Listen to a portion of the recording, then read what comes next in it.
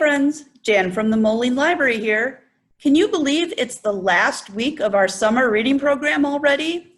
Make sure that you turn in your reading logs and any book reviews that you've written by this Friday, July 31st, in order to get your prizes and be entered into the drawings.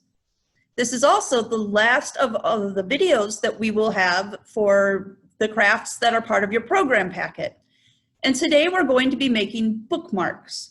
There are two different kinds of bookmarks included in your packet. The first is the very simple paper bookmarks.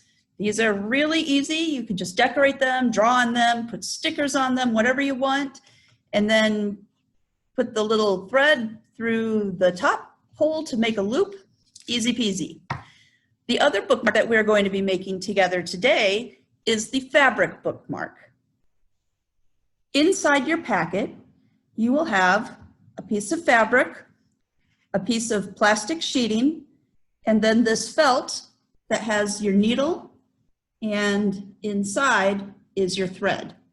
There's a lot of thread there. You don't need all of it. So what we're going to do first is just unroll it and cut off the amount that we need and get started. Once you've got the length of thread that you want to start with, you need to thread your needle. If you or someone in your house sews and you have one of these little contraptions, these are really awesome. You put the metal through the eye of the needle, then you put the thread through it and you pull it through. But if you don't have one of those, a needle threader, you can just hold the needle and aim the thread right through the hole, and hopefully it'll go right in. Mine didn't. If you're having trouble getting the thread into the needle, you can cut the thread. If it's a little frayed, it's not going to go in as well. You can also try wetting it a little bit. Sometimes that will help. But once you've got it threaded, you want to make keep it doubled all the way to the end. So you're not just putting it through once, you're putting it through all the way doubled, and then you're going to make a knot at the end. The way that I like to make a knot is to wrap it around my finger and then kind of roll it off and then tighten it. So I've got a little knot there at the end. However you make your knot, as long as it's secure, will work just fine. Next, we're going to take the fabric and we're going to have it face up, and then we're going to fold it in half lengthwise so that it's roughly the size of a bookmark. And then we're going to, just for sizing purposes, look to see how much room we have. And then if you want, you could mark where your seam needs to go, so that when you get to that side, you'll know. But to start, we're going to do the top. Now, eventually we're going to be turning this inside out, so our seams are going to be invisible for the most part. So I'm going to start by just going through the fabric and pulling my thread all the way through. And we're going to be using a backstitch today. It's probably the best one that you can use if you're hand stitching, because it doesn't bunch up and it's a little bit stronger than some of the other that you can use. So to make a backstitch, you go through the material and then you come back up. And the reason that it's called a backstitch is then you go back to where you went into the thread in the first place. So you see we've got a stitch on the back and a stitch on the front. Now we're going to, when we come back up, we're going to skip a space and pull it through. So when you come back up through the thread or through the fabric the second time, it's going to be twice as long as that first stitch on the back side. And on the front side there, we've got a little gap, and we go back to where our last stitch came up, and we pull it through. And then again on the back, we skip a spot. So you're always going essentially 2 steps forward and 1 step back is how you make the back stitch. So go ahead and just sew that up until you get to the corner. All right. Now, when you reach the corner, you're going to want to go down the side. And again, you're going to want to make sure that when you're sewing that you have enough room for your plastic sheeting to go in, but not so much room that it's going to slide around very much. So in order to start this, I'm going to come back just a little ways because I saw that I went a little too far. And then we're going to essentially start our back stitching all over again. So I'm going to come up a little ways, and I want it to be in a little. Make sure I've still left enough room for my plastic sheeting. Yep, that looks good. All right, so I come up through and I am going to go back. And then when I come up again, it's going to be a little farther than where that first one was. And back. And at some point, you will probably need to stop and rethread your needle. And in order to do that, I'm going to show you the best way, or at least the way that I like to do it. So if I were running out of thread here and I needed to stop, what I would do is I would make an extra stitch, just a small stitch, and come up through. And then this loop that's left behind, I'm going to put my thread through it a few different times. So 2 or 3 times through that loop.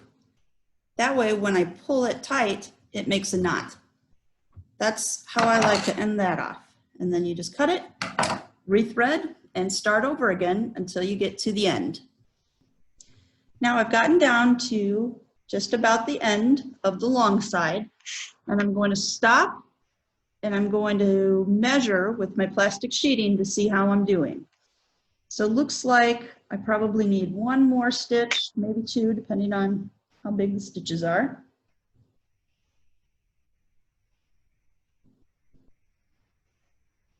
All right, I think that's going to do it.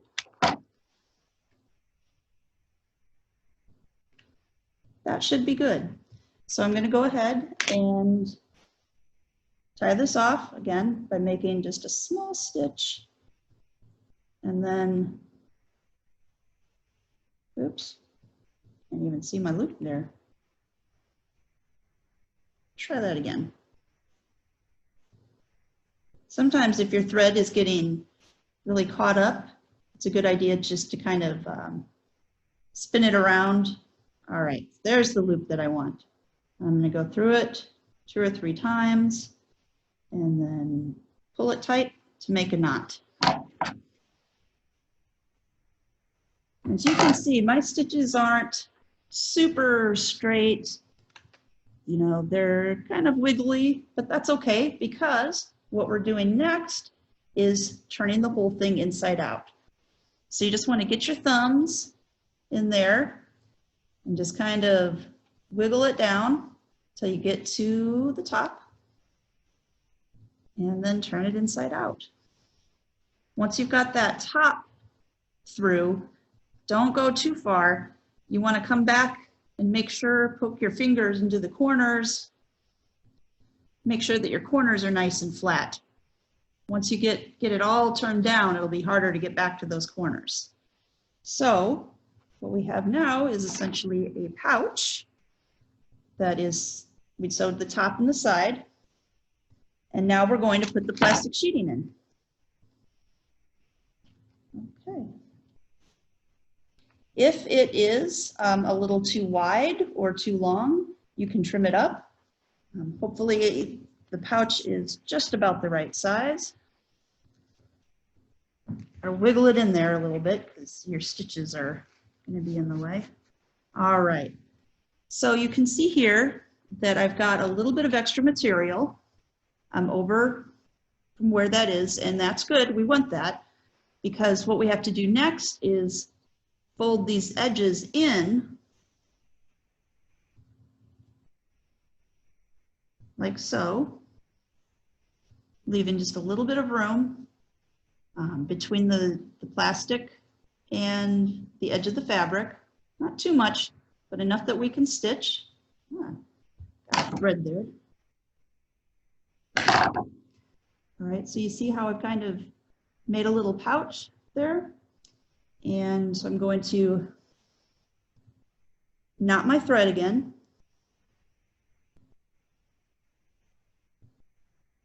There's my knot. And I'm going to start with my thread on the inside so that my knot will be hidden.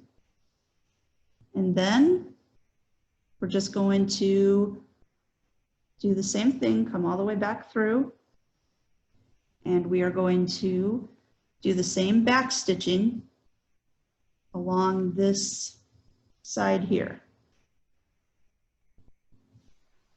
Once you get to the end and everything is just about closed up, I'm going to make my last stitch here for what I need to close it up from the outside. And then to try to kind of hide my knot, I'm going to sort of go into the material from the inside, come up.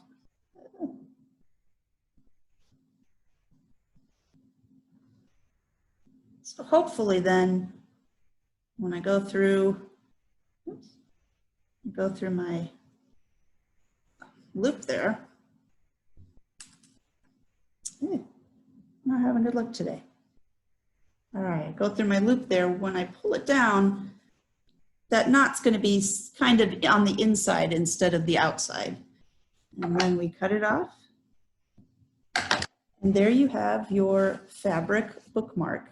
It's nice and sturdy, and you can put it in a good book.